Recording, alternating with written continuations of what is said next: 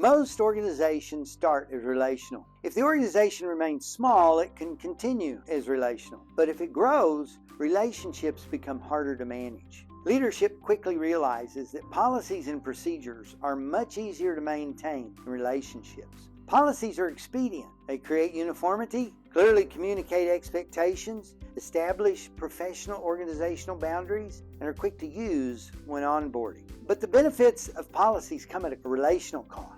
As a very young leader, I had an individual who had a significant departure from policy. I quickly reiterated the policy and listed the consequences of their actions. Slowly, they began to shake all over, and then silent tears ran down their face. I'm not the fastest learner, but I realized I had missed something big that was more important than the policy. This was a profoundly hurt person.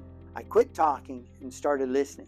They actually had an excellent reason for their behavior. They needed a human response to their problem, not a policy lecture. By the end of the interaction, we were able to discuss how they could handle the situation in the future. Policies serve leadership far more than it does the rank and file. For the employee, policies allow them to work for a larger organization with greater resources and opportunities. Baby boomers grew up with an autocratic parental relationship, so they entered the workforce ready to accept policies. Millennials and Gen Zers want to know why the policy exists and are far more likely to have a situational approach to compliance. This can drive a boomer-age superior up a wall, but it doesn't have to.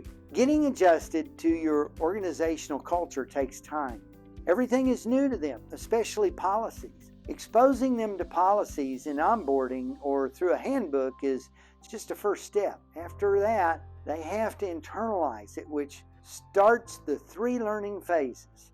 Phase 1 is a regretful phase. They will do something wrong and then remember the policy or rule afterwards. Second, they move on to the phase which is called the reactive phase. This is when they start doing something the wrong way and realize it. They will shift mid-action to the correct way.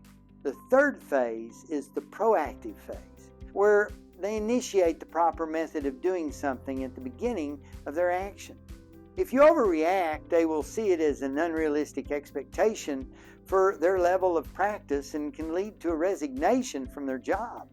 The learning process takes time, so be patient.